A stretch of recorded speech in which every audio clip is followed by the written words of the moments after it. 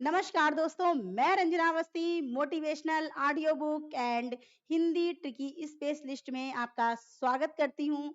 उम्मीद है आप लोग जो है अच्छे से पढ़ाई कर रहे होंगे, है ना? और हालचाल भी अच्छा होगा, ठीक है? तो इसमें जो है आपका नासरा शर्मा से लास्ट जो कहानी है, बस वहाँ बिल्कुल कहानियाँ समाप्त हो गई समझ लीजिए। ये अगर हो जाएगा तो पूरी कहानियाँ समाप्त हो गई, वो भी ट्रिक के माध्यम से, ठीक है? और दूसरी चीज़ ये है कि जब इसके बाद में जो नेक्स्ट लेके आऊँगी वीडियो, उसमें निबंध से स्टार्ट करेंगे, ठीक है? निबंध की सारा ट्रिक वाइज़, फिर निबंध, फिर आपका जो है आत्मकथा, संस्मरण, कथेतर गद्य, है ना? जितनी भी चीज़ें हैं सारी ट्रिक के द्वारा। मतलब मेरा उद्देश्य ये है कि सरस्वती पांडे, गोविंद पांडे की जो पूरी कंप्लीट बुक है ना? तो उसको धीरे-धीरे पूरा ट्रिक के माध्यम से बताएँ, ताकि आराम से सबसे प्रॉब्लम अगर होती है, तो वो आपका गद्य में ही होती है, क्योंकि इतनी सारी रचनाएँ हैं, इसका कोई आदि अंत नहीं है, ठीक है? और प्लीज़ जो पीछे वाली वीडियो है, उनको आप लोग देखते रहा करिए, ठीक है? ठीक है, चलिए स्टार्ट करते हैं। नासिरा शर्मा का क्या है? सामी कागज, पत्थर गली, संगसार, इब्ने मरियम, सबीना के 40 चोर और खुदा की वापसी, इंसानी नस्ल, दूसरा ताजमहल। क्या हुआ? नासिरा जी हैं एक, नासिरा। अब देखिए, सामी कागज, इनका जो था नासिरा जी का, सामी कागज के पीछे, सामी कागज एक बहुत ही अच्छा कागज था, सामी कागज, उसके कारण इनका जो है पत्थर गली में इनकी लड़ाई हो गई। पत्थर गली में इनकी लड़ाई हो गई सामी कागज के कारण, ठीक है? तो एक आदमी ने क्या किया, इनके ऊपर इनका पत्थर उठाया और पत्थर से इनका सिर फोड़ दिया, ठीक है? नासिरा, इनका सिर फोड़ दिया सामी कागज के पीछे, ठीक है? अब क्या हुआ? संगसार, ये सबके संग में थी, मतलब 3, 4, 5, 6 लोग थे उनके साथ में, ओनली ये ट्रिक है, ठीक है?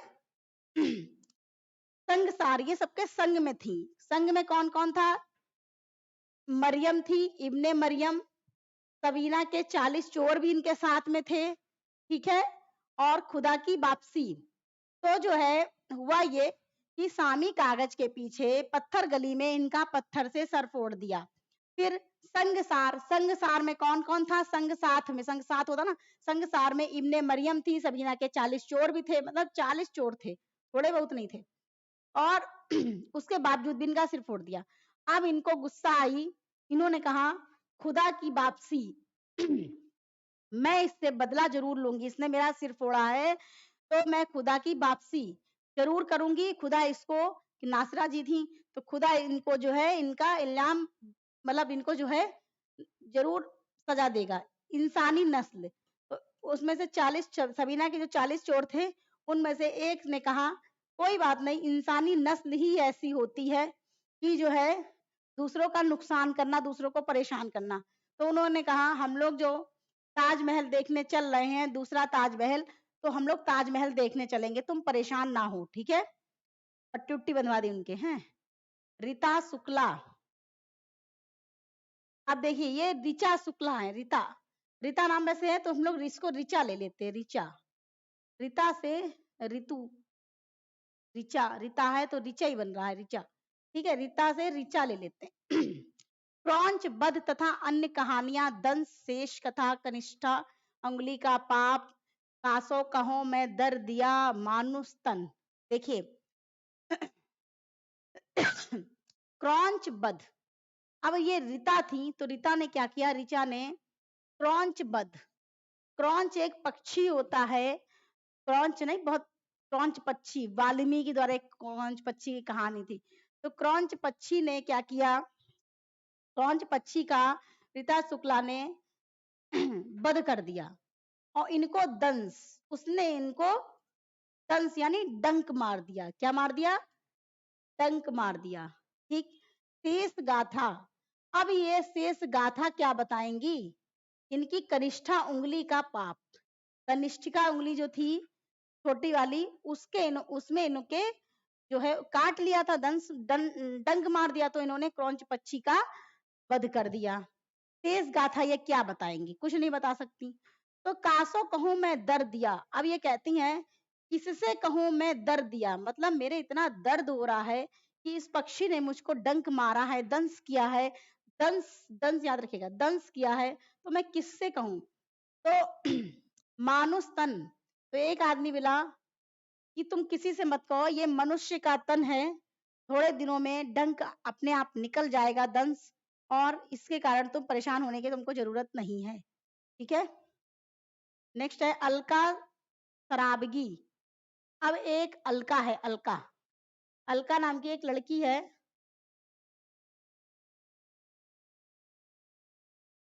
वो क्या करती है, कहानी की तलाश में दूसरी कहानी, तो वो कहानियों की तलाश में रहती है। जैसे किसी भी जगह वो गई, जैसे इस टाइम उसका म्यूजिक में खैर है, तो कहानी की तलाश में रहती कि हमें कौन सी एक नई कहानी मिले, ताकि जो है हम उस पर दूसरी कहानी लिख सकें। कहानी की तलाश में रहती है दूसरी कहानी बनाने के चक्कर में, कि कहीं भी उसको जाना है तो एक कहानी की तलाश रहती है, सोचती है कि हो सकता है मुझे दूसरी कहानी भी मिल जाए। ठीक है। नेक्स्ट देखते हैं मधु कंकरिया। मधु, मधु कांकड़िया, देखिए अंतहीन मरुस्थल बीतते हुए और अंत में ईशु। देखिए कांकरिया, कांकरिया से ले लेते हैं, ठीक है, मधु नहीं, मधु नाम के तो बहुत सारे हैं।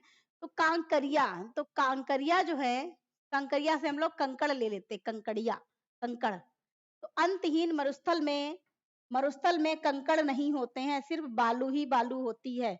मरुस्थल में कंकड़ नहीं होते हैं, सिर्फ बालू ही बालू होती है। बीतते हुए, चाहे जितना भी समय बीत जाएगा और अंत में ईशु भले दिखाई देने लगे कंकड़िया को, लेकिन वहां कंकड़ नहीं मिलेंगे। कुछ भी कर लो, चाहे ईशु आ जाए, चाहे कितना भी समय बीत जाएगा, लेकिन मरुस्थल में अगर आपका बालू है तो बालू ही बनी रहेगी, कंकड़ नहीं आ सकते। उर्मिला शिरीष, एक उर्मिला मैडम थी। वे कौन थे, मुआवजा, केचुली, सहमा हुआ कल, सहमा हुआ कल, शहर में अकेली लड़की, रंगमंच, निर्वासन। अब क्या हुआ, उर्मिला जी, उर्मिला मैडम जो थी, उन्होंने क्या किया, रंगमंच, म्यूजिक की थी, एक्चुअली सच में म्यूजिक की थी, म्यूजिक की थी। तो रंगमंच पे उनका एक प्रोग्राम लगा हुआ था, उनका एक प्रोग्राम लगा हुआ था। फिर क्या हुआ, शहर में एक लड़की, शहर में शहर में अकेली लड़की, तो उनके रंगमंच में रात हो गई, रात का 12 बज गया। ठीक है, रात का 12 बज गया। तो जब उस शहर, जब वहां से छुट्टी हुई, मतलब जब छोड़े गए बच्चे रंगमंच से, तो शहर में अकेली लड़की थी, जो लड़की थी वो शहर में अकेली थी। फिर क्या हुआ, उसने, हाँ कहाँ गया, बे कौन थे मुआवजा, केचुली, सहमा हुआ कल। तो वो लड़की जो थी उसको कुछ लोग मिल गए गुंडे टाइप के, तो सहमा हुआ कल, उसको अपना सहमा हुआ कल पूरी तरीके से याद है, वो बिल्कुल डरी हुई थी। तो उससे कहा कि तुमको यहाँ से हम निर्वासन कर देंगे, तुमको निकाल देंगे। उस लड़की से कहा कि तुमको यहाँ से हम निकाल देंगे। ठीक है। तो उसने कहा कि तुम केचुली, कि तुमको हम यहाँ से निकाल के केचुली बना देंगे, लड़की से बोला गुंडे लोग। तो उसने कहा तुमको मुआवजा देना पड़ेगा। जब इन्होंने पूरी कहानी इस लड़की ने उर्मिला मैडम को बताई, तो उन्होंने कहा बे कौन थे, अगर वो थे तो वो कौन थे, तुमने उनकी फोटो वोटो नहीं खींची, फोटो खींच लेती तो उनको हम लोग सजा करवा सकते थे। जया, मुझे ही है बार बार, मुझे ही है बार बार, अंदर के पानियों में आता है, उससे पूछो। अब देखिए जया बच्चन जी हैं, जया बच्चन जी, ठीक है, खाली ट्रिक है बस, ओनली ट्रिक। जया बच्चन जी है, जया जादवानी है वैसे, जया बच्चन जी है, मुझे ही बार बार। तो वो कहती हैं कि क्या भाई, मुझे ही बार बार तुम जो है लेके जाते हो, किससे कहती हैं, अमिताभ बच्चन से कहती हैं, मुझे ही तुम बार बार किसी प्रोग्राम में लेके जाते हो, अकेले जाया करो, मुझे बार बार परेशान ना करो, मुझे बार बार परेशान ना करो। अंदर के पानियों में कोई सपना कांपता है, देखो कहते हैं अंदर के पानियों में, वो कहती हैं कि हम कोई भी सपना देख लेते हैं, हमको इतनी परेशानी होने लगती है, मेरा बिल्कुल रूह कांप जाती है ना? अंदर के पानियों में कोई सपना कांपता है, कहती है मैं ऐसा दे रही मैं पानी में गिर गई हूँ, तो मुझे कांप जाती हूँ, उससे पूछो। तो तो जया बच्चन जी कहती हैं कि मैं विश्वास नहीं हो रहा, तो देखो हमने उसको बताया है श्वेता को, तो तुम उससे पूछ लो। अच्छा ठीक है, ना विश्वास तुमको, उससे पूछ लो। लवलीन, लवलीन, देखिए सलित सागर कमीशन आया बनाम समाज सेवा जारी, सबसे लंबी कहानी यही है। सलित सागर कमीशन आया बनाम समाज सेवा जारी है, चक्रवात। लवलीन, जैसे लब लीन, जो लब में लीन होगा, प्यार में लीन होगा। सलित सागर कमीशन आया, चाहे उससे कितना भी कमीशन ले लो, बनाम समाज सेवा, तो वो यही कहेगा चाहे कि मैं समाज सेवा कर रहा हूँ। ठीक है, चक्रवात, चाहे जितना भी चक्रवात आ जाए, तो वो यही कहेगा कि मैं तो लव कर रहा हूँ, प्यार कर रहा हूँ, कुछ गलत काम तो कर नहीं रहा हूँ, समाज सेवा भी है एक तरीके से। ठीक। मुक्ता, मुक्ता एक मोती होता है, सबको पता है ना, मुक्ता एक मोती होता है, पलाश बन के घुंघरू। तो मुक्ता एक मोती होता है, पलाश बन के घुंघरू, आधा कोस इस घर उस घर, इस घर उस घर, तो पलाश बन के घुंघरू। तो मुक्ता मोती को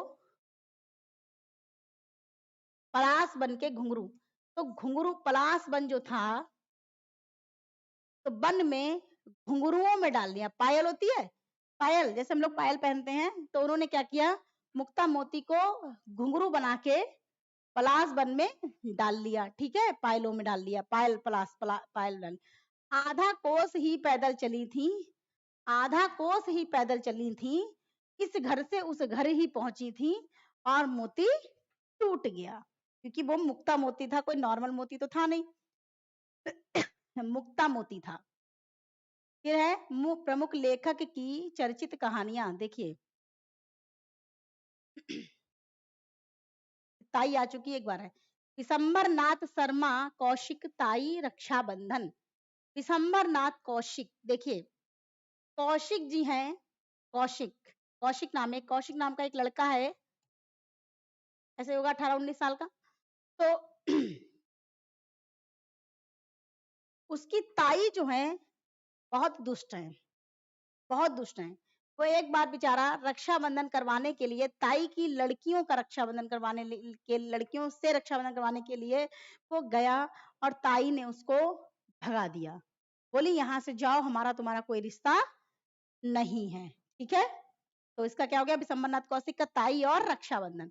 अब राय कृष्णदास, देखिए रमणों का रहस्य, अंतापुर का आरंभ, एक अंतापुर था ना, याद है, राय कृष्णदास, रमणों का रहस्य। देखिए राय कृष्ण, राय कृष्ण एक फूफा जी हैं राय कृष्ण, तो वो क्या करते हैं, अंतापुर का आरंभ, तो वो अंतापुर का आरंभ मतलब किसी भी काम को पूरा करने के लिए, आरंभ करने के लिए,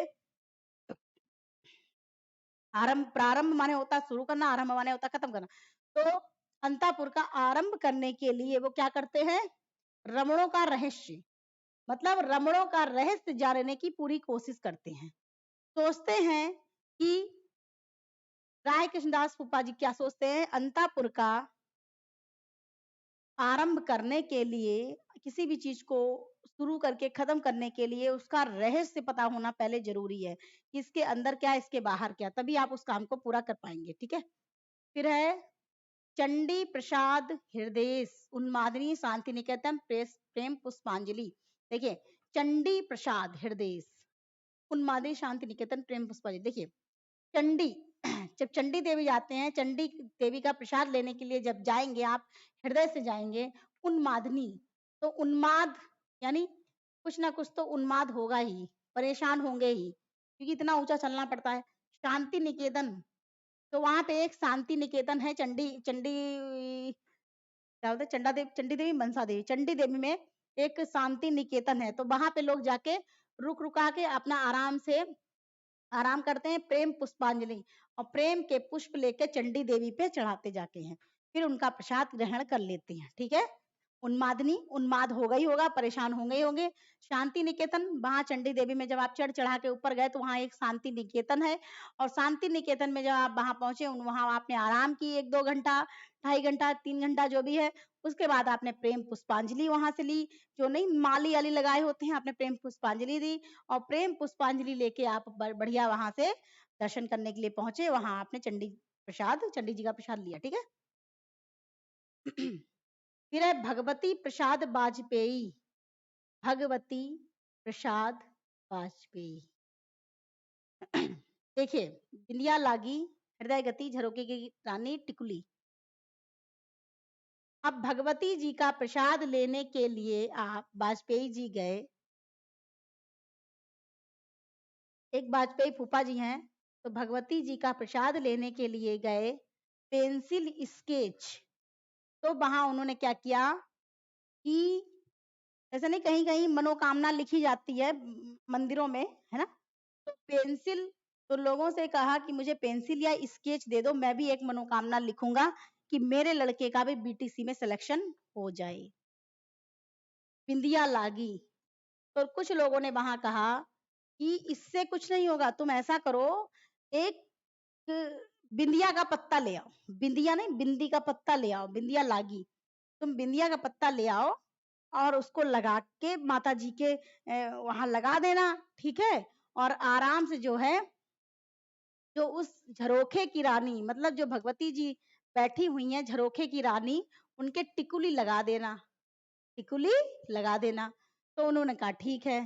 तब तक क्या हुआ, इतना सब समझाते हुए वाजपेयी जी को क्या हो गया, हृदय गति उनकी रुक गई, ठीक है। भगवती जी के प्रसाद लेने गए वहीं मंदिर में, तो ये तो अच्छी बात है।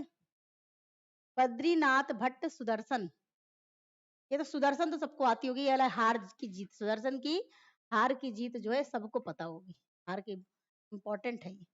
तो सुदर्शन जी जो थे, इन्होंने क्या किया, सच्ची शांति, कवि की स्त्री, एथेंस का सत्यार्थी, बाप का हृदय, बाप का हृदय। देखिए, सुदर्शन जी जो है, सुदर्शन तो क्या करते हैं, बद्रीनाथ भट्ट, सुदर्शन जी बद्रीनाथ जाने के लिए, बद्रीनाथ जाने के लिए, हार के लिए सबको ये नहीं बताएंगे कि बद्रीनाथ, सुदर्शन जी बद्रीनाथ जाने के लिए सच्ची शांति, सुदर्शन जी सच्ची शांति चाहते हैं बद्रीनाथ जाने के लिए। बद्रीनाथ भट्ट सच्ची शांति चाहते हैं। कवि की स्त्री, तो वो एक कवि है उनका दोस्त, उससे कहते हैं ऐसा करो कि तुम अपनी स्त्री को भी ले लो। सुदर्शन जी कहते हैं उससे कि तुम अपनी स्त्री को भी ले लो। उन्होंने कहा अरे भाई, एथेंस का सत्यार्थी, हम एथेंस के सत्यार्थी को ले लेंगे, लेकिन हम उसको नहीं ले जाएंगे, बाप का हृदय, क्योंकि वो भैया अपने बाप का हृदय है, पता चला उसको कहीं कुछ हो गया तो उनके बाप तो हमें जिंदा गाड़ देंगे, है ना। कि बद्रीनाथ जा रहा है, केदारनाथ भैया तेरे इसकी जगह है। तो हार की जीत इनकी हो गई, सच्ची शांति चाहते हैं, सच्ची शांति के लिए वो जाना चाहते हैं बद्रीनाथ।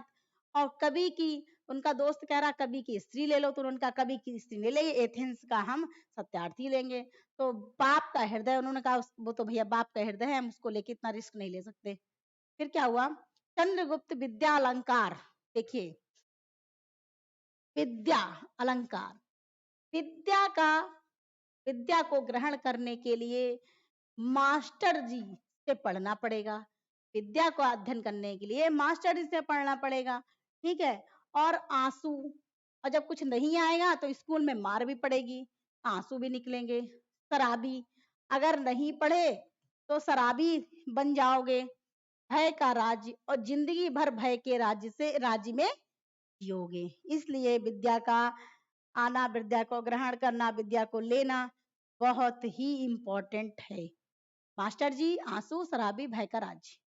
बेचन शर्मा उग्र, अब देखिए उग्र जी का, पांडे बेचन शर्मा उग्र है, एक का उग्र ना चॉकलेट था, उसकी माँ, बेचन शर्मा जी का क्या है, उग्र, उसकी माँ। अच्छा आपने देखा होगा, छोटे बच्चों को माँ दिखाई नहीं देती है तो वो कैसे हो जाते हैं, उग्र हो जाते हैं, मम्मी मम्मी मम्मी रोते रहते ना।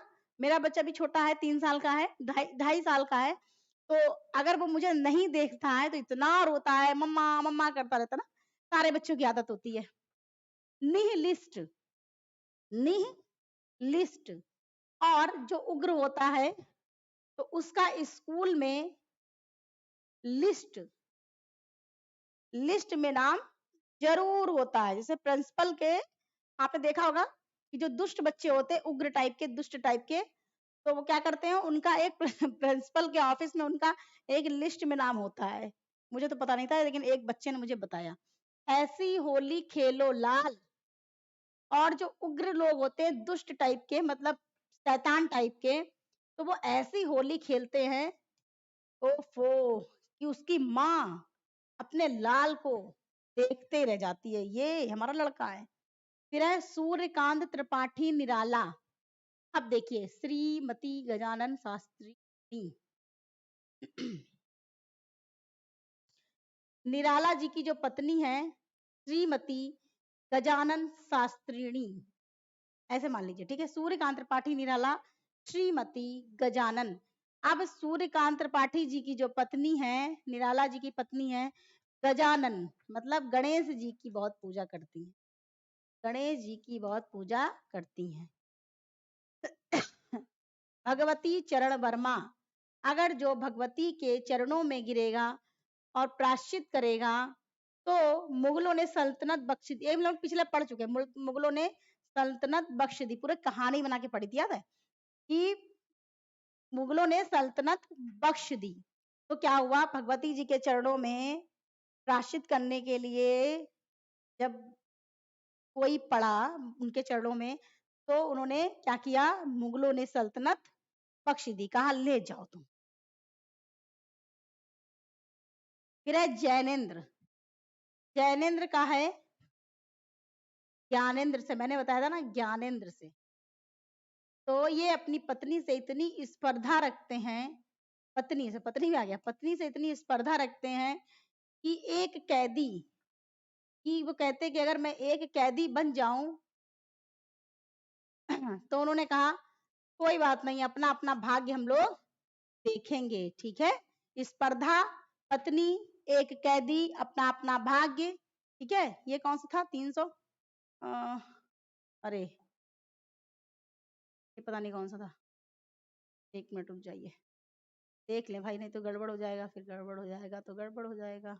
326, अब 26 के बाद में है 28, 28 के बाद में है, कहाँ गया, 27, ये होगा।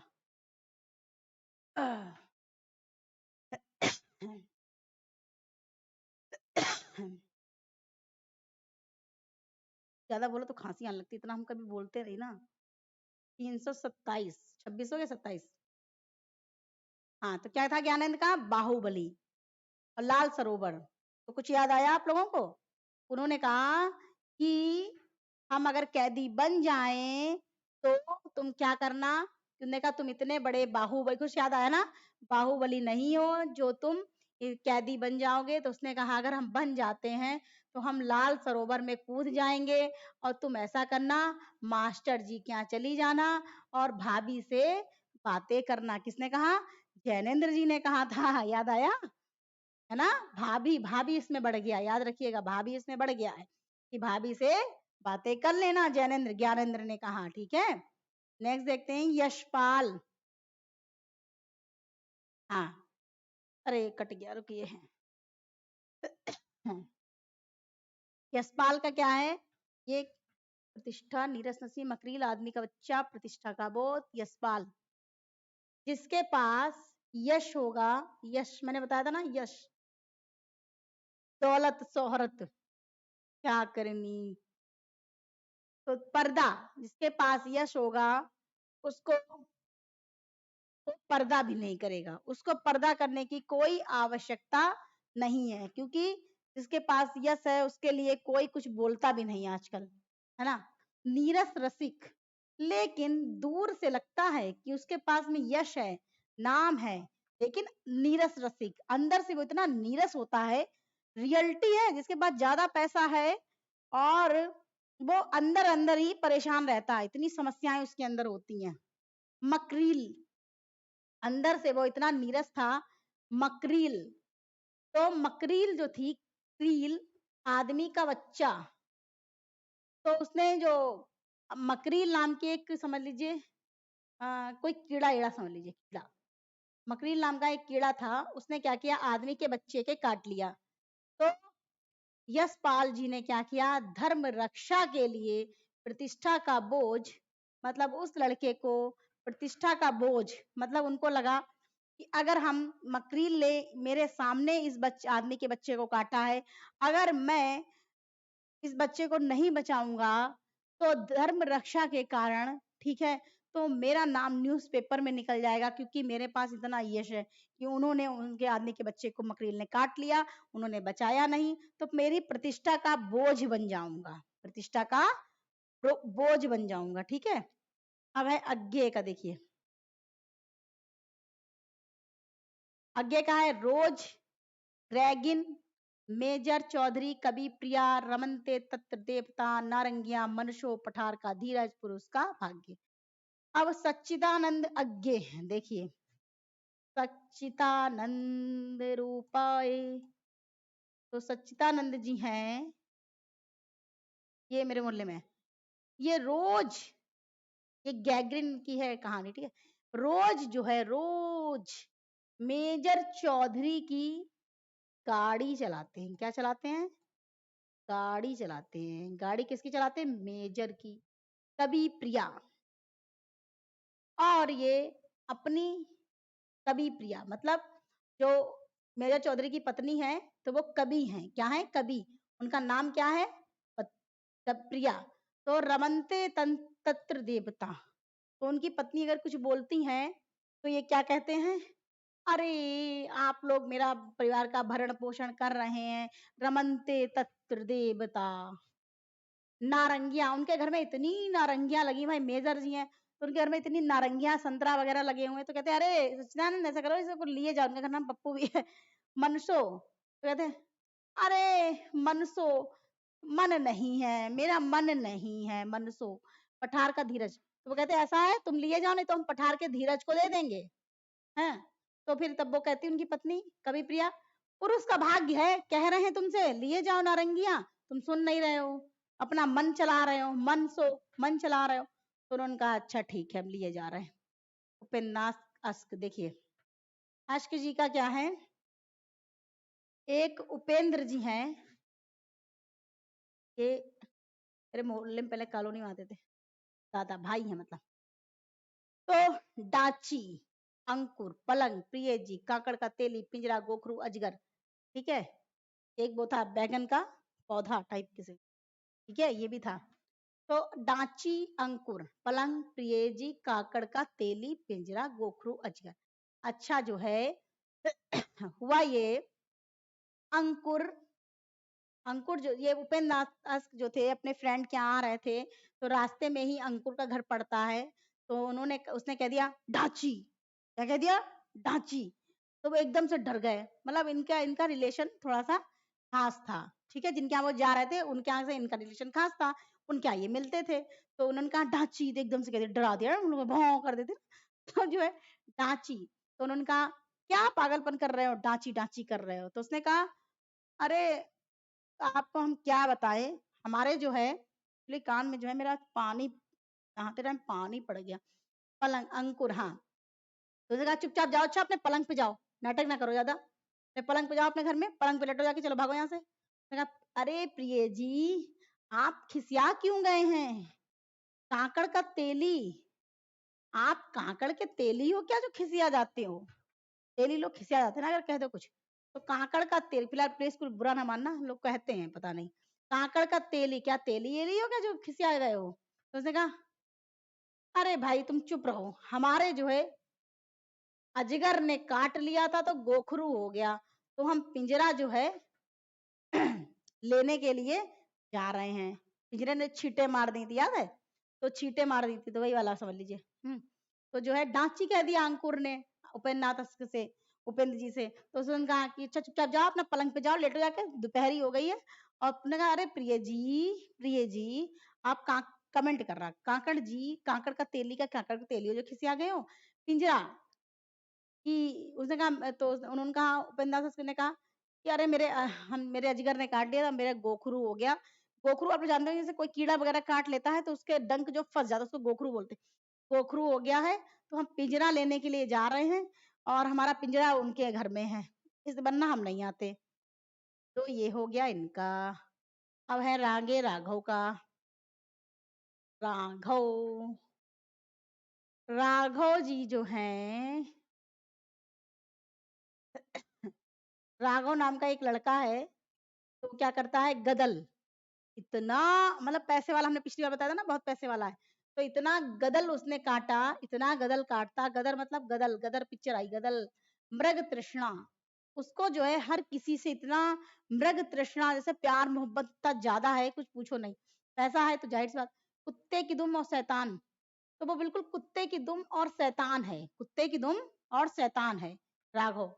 धूल की आंधी, अगर धूल की आंधी भी आएगी तो भी वो अपने घर में नहीं रुकेगा, पिसनहारी, पिसने के लिए घर से निकल पड़ेगा, पिसने के लिए घर से निकल पड़ेगा। जैसे रागे राघव, राघव मतलब राघव नाम का एक लड़का है, गदल, इतना गदर काटता है, अपने घर में भी गदर काटे, दूसरे घर में भी गदर काटे, हर जगह गदर काटता है। मृग तृष्णा, उसको हर चीज से इतनी मोहब्बत, इतना प्यार है, मृग तृष्णा, मृग तृष्णा बड़ी। तो कुत्ते की दुम और शैतान, और कुत्ते की दुम है, मतलब कुत्ते की दुम मतलब घर में 50 बार टोका जाएगा कि मत जाना मत जाना, लेकिन वो जाएगा जरूर, उसको कुत्ते एकदम कभी सीधी नहीं होती ना, कहा धूल की आंधी आए, मतलब धूल की आंधी कितनी गंदी होती है, आंखों में पड़ा तो अंधे हो जाओ, पता चला दिखाई ना दे, घुस जा जाके कहीं। पिसनहारी, और पिसने पिसने के लिए वो निकल जाता है, ठीक है, ये हो गया। फिर है भीष्म साहनी, भीष्म साहनी का क्या है, बड़े लंबे लंबे हैं, ओहो, फिर दलित कहानियां आ गई।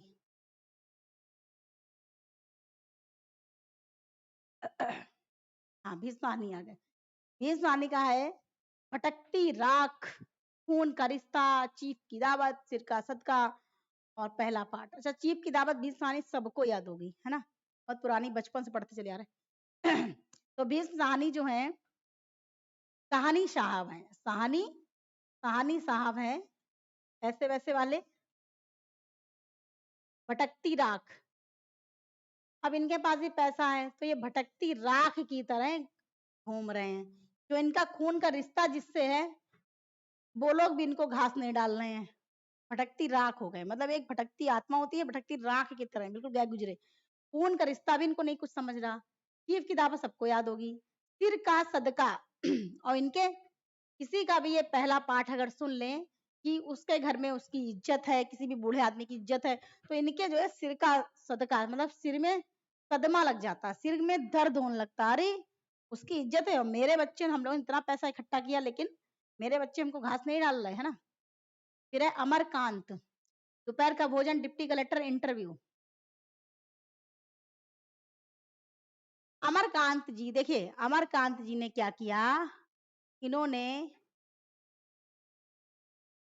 दोपहर का भोजन किया, उसके बाद ये इंटरव्यू देने चले गए, इंटरव्यू में पता चला ये डिप्टी कलेक्टर बन गए हैं, ठीक है, और ये अमर हो गए, अब इनकी आत्मा को शांति मिली, ठीक है। नेक्स्ट देखेंगे मोहन राकेश। मोहन राकेश का क्या है, मैंने बताया था, राकेश नाम का एक लड़का है, वो टिक्की की चाट आट लगाता है, मलबे का मालिक, उसके घर के आगे हर कोई मलबा डाल देता है, मतलब कहते हैं ना, नॉर्मल आदमी को हर आदमी परेशान करता है, सच में तेरा गरीब आदमी को हर आदमी परेशान करता।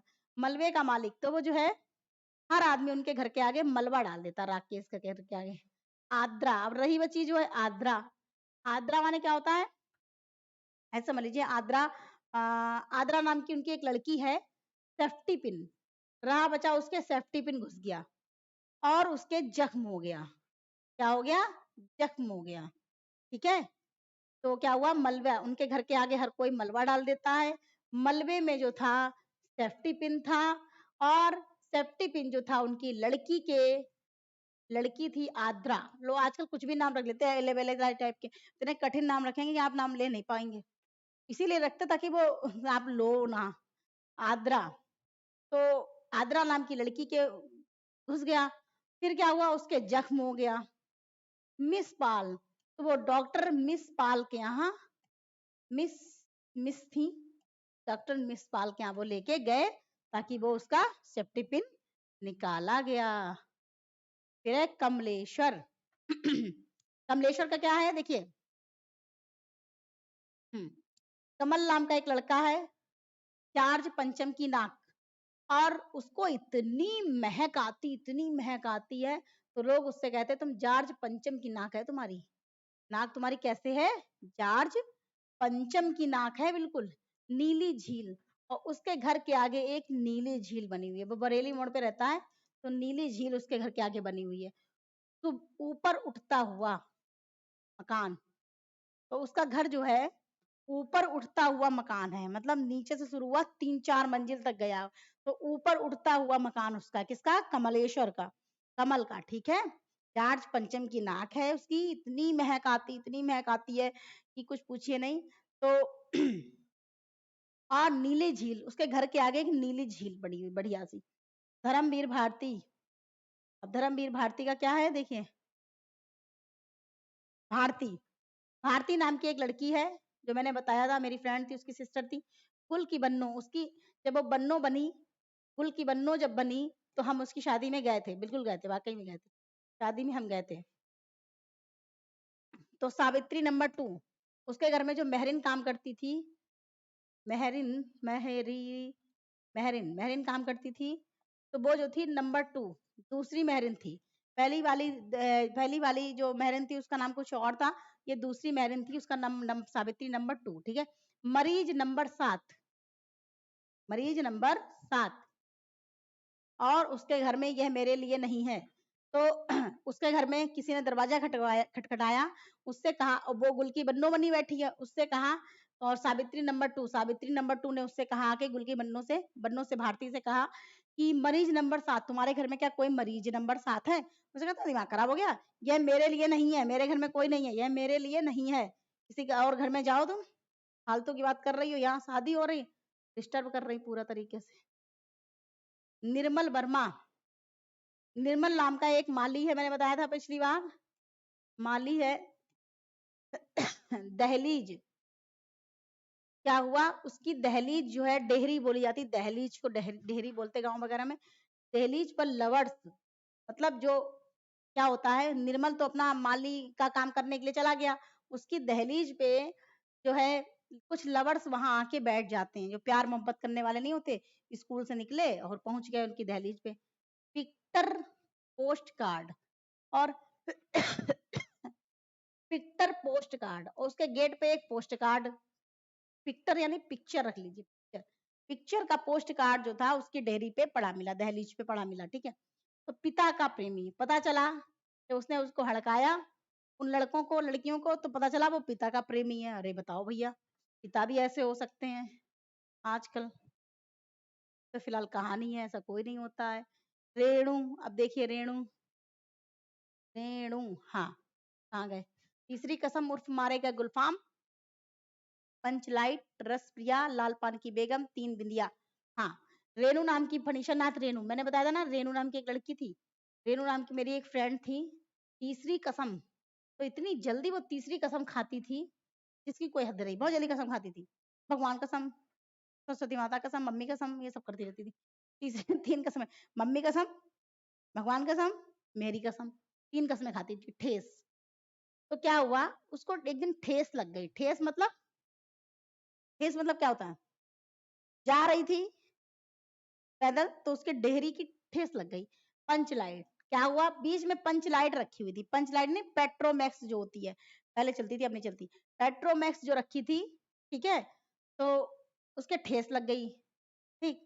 तो रस प्रिया, उसकी एक प्रिया नाम की एक सहेली थी, प्रिया नाम की सहेली थी, लाल पान की बेगम, तो उसने कहा कि तुम्हारे ठेस लग गई है, तो उसने कहा हाँ, तो उसने कहा ऐसा करो, लाल पान की बेगम, लाल लाल पान जो है, लोग कहते हैं, बेगम थी एक, वो बता रही थी कि लाल लाल पान जो है ठेस के ऊपर लगा के रख लो, ठीक है, तो वो सही हो जाता। तो उसने कहा 3 बिंदिया, तो उसने कहा पागल मत बनो, चुपचाप 3 बिंदिया पहले लेके आओ, ठेस सही हो जाएगी। 3 बिंदी किसके लिए मंगाई, एक रेणु के लिए, एक प्रिया के लिए, और एक जो है बेगम के लिए, ठीक है। शिव प्रसाद सितारे हिंद, शिव प्रसाद सितारे नन्हो, बीच की दीवार, इन्हें भी इंतजार है दादी माँ, अब क्या हुआ, हुआ ये कि क्या हुआ होगा, कुछ नहीं, शिव प्रसाद सिंह है।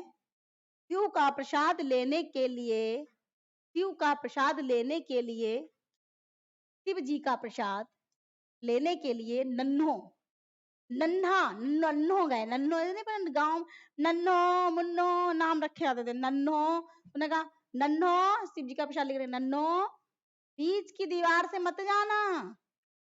किसने कहा, दादी माँ ने कहा। दादी आदि के साथ जाओ तो फिर हो गया कल्याण। दादी लोग तो नाक में दम कर देती, इधर नहीं जाना, उधर नहीं जाना, ये नहीं करना, वो नहीं करना, है ना। तो जो है दादी माँ, हाँ, शिव जी का प्रसाद लेने के लिए नन्हो गया बीच की दीवार का, भैया बीच की दीवार से ना जाना। दादी माँ ने कहा इन्हें भी इंतजार है। अब दादी कह रही अरे ये बगल में जो खड़े हैं इनके साथ चले जाओ, इन्हें भी इंतजार है, इतनी जल्दी मत घुसो बीच की दीवार से। लेकिन वो लड़का कहाँ मानने वाला। मारकंडे, देखिए गुलरा के बाबा मारकंडे ऋषि थे, आप लोग जानते होंगे ना, मारकंडे ऋषि थे। उन्होंने क्या किया, गुलरा के बाबा, गूलर का पेड़ जो होता गूलर का, तो वो गूलर के पेड़ के नीचे बाबा जी बैठे रहते थे, गूलर के पेड़ के नीचे, ठीक है। तो वो गुलरा के बाबा बोले लगे बोले जाने लगे गुलरा के बाबा, ठीक है, गुलरा के बाबा, गुलरा के बाबा बोले जाने लगे, ठीक है। नेक्स्ट देखेंगे,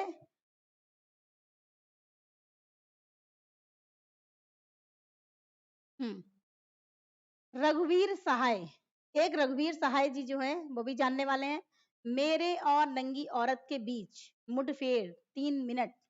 क्या हुआ, उन्होंने मेरे और एक नंगी औरत के बीच, नंगी औरत का मतलब क्या हुआ, दुष्ट औरत, जो औरतें जैसे नहीं कितनी भी वैसी हो, चेहरे से लगती, लेकिन कुछ कुछ बड़ी दुष्ट होती, रोड पे नाटक करने लगे, अरे इनने मेरा ये कर दिया, इनने मेरा ये कर दिया, जैसे नंगिन औरत जिसको बोला था, नंगिन दुष्ट बदतमीज उसको बोलते।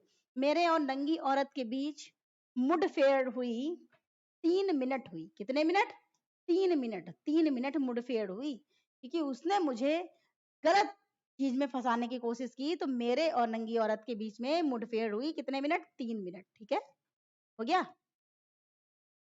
फिर है शेखर जोशी, शेखर जोशी का क्या है, तज्जु, अप्रतीक्षित, बदबू, प्रश्नवाचक, आकृतियां।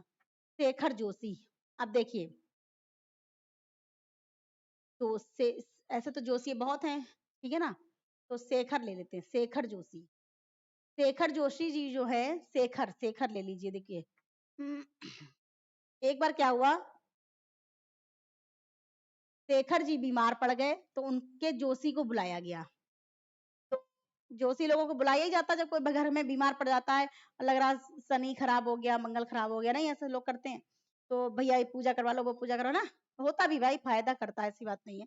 शेखर जोशी, तो शेखर जोशी, शेखर जी बीमार हो गए, जोशी को बुलाया गया, दज्जू, और जोशी का नाम क्या था, दज्जू, अप्रतीक्षित, लेकिन इतनी प्रतीक्षा उसने करवाई जोशी ने, कुछ पूछो नहीं।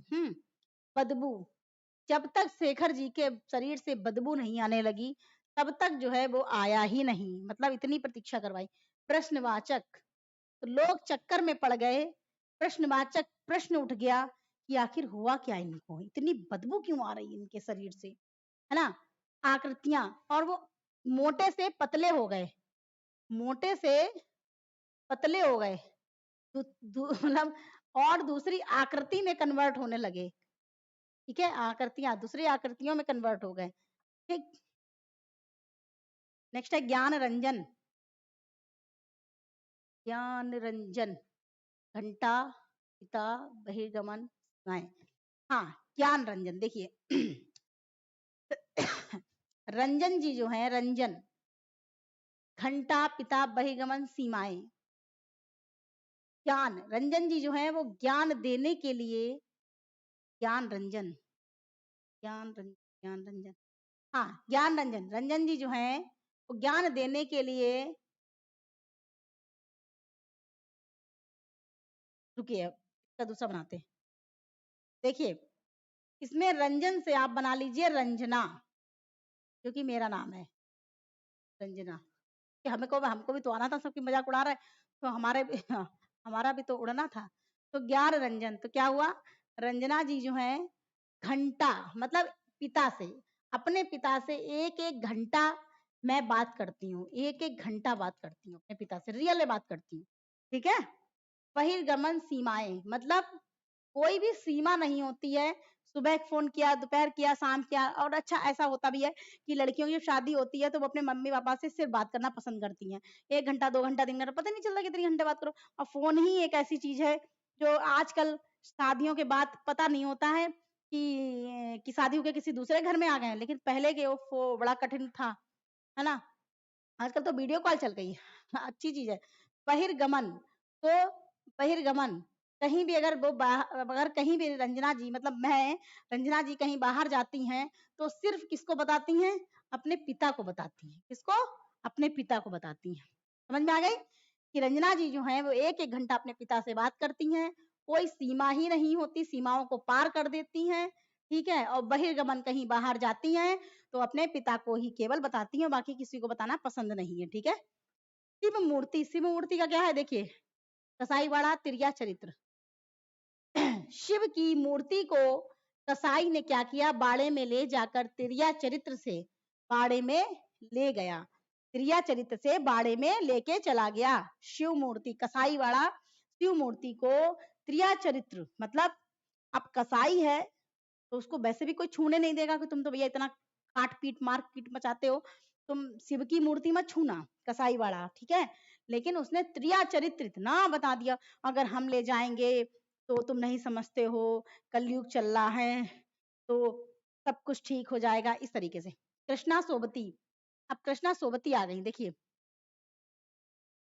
कृष्णा सोबती एक बदल वाला था, तो सिक्का बदल गया। जैसे कृष्णा जो है ये बदल गया है, कैसा हो गया है, बदल गया। बदल क्यों गया है, क्योंकि अब ये बच्चा है, इसको जो भड़का देता है ये उसके साथ में रहने लगता है। मेरे आया मेरे आया और मेरी छोटी सिस्टर रहती है, उसके यहाँ चला गया। अब हमारे यहाँ भाई उसको मजा नहीं आ रहा, क्योंकि कारण क्या है, हमारे हस्बैंड भी थोड़ा सा सीरियस है और मैं भी थोड़ा व्यस्त रहती हूँ, है ना। और वो अपना जो है वहां उसको एंजॉयमेंट मिलता है ना। तो जो है अपना वहां चला गया, मतलब मेरे यहाँ एक रात उसको रुकने में दिक्कत आ गई, पता नहीं क्यों, लेकिन मेरे भी छोटे छोटे बच्चे हैं, उसके साथ उसको मजा नहीं आएगा। मेरे घर में थोड़ी सी बाउंडेशन भी एक्चुअली है। बाउंडेशन मतलब मैं ही बाउंडेशन करती हूँ, बाकी मेरे पर कोई बाउंडेशन नहीं है। मैं फ्री हूँ ऊपर वाले की दया से कि कोई टोकने रोकने वाला नहीं है। तो उसमें जो है आराम से लेकिन समय से नहाना, समय से उठना, मुझे समय से हर काम बहुत पसंद है। कि ये नहीं कि हम 10 बजे सो के उठ रहे हैं, गंदा गंदा खाना बनाने बिना नहाए धोए, बिना झाड़ू पोछा किए, सारा काम मैं खुद सेल्फ अपने आप करती हूँ, है ना। तो उसमें जो है इतना समय मैं बचा लेती हूँ कि मैं वीडियो बना सकूं, क्योंकि मुझे बहुत ही अच्छा लगता है ना किसी भी चीज को करना। तो उस वजह से जो है वो नहीं रुका, तो कृष्णा बदल गया है। पहले रुक जाता था, अब नहीं रुकता, बदल गया है। ठीक है। ये कौन सा था, 327 था आई थिंक, देख लें एक बार। भगवान करे आखिरी हो 327, तो 27 हो गया। 27 बार 328, अरे अभी एक और है 328,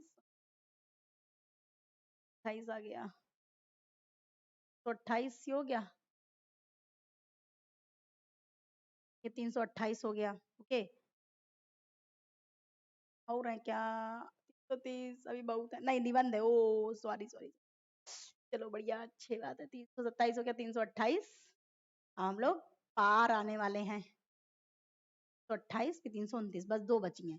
आप लोग भी फ्री, मैं भी फ्री। कुछ पत्रिकाएं देखिए क्या लिखा है, मुझे दिखाई भी एक्चुअली नहीं देता। कुछ पत्रिकाओं में प्रकाशित दलित लेखकों की प्रथम कहानियां निम्नांकित हैं। ठीक है। हाँ।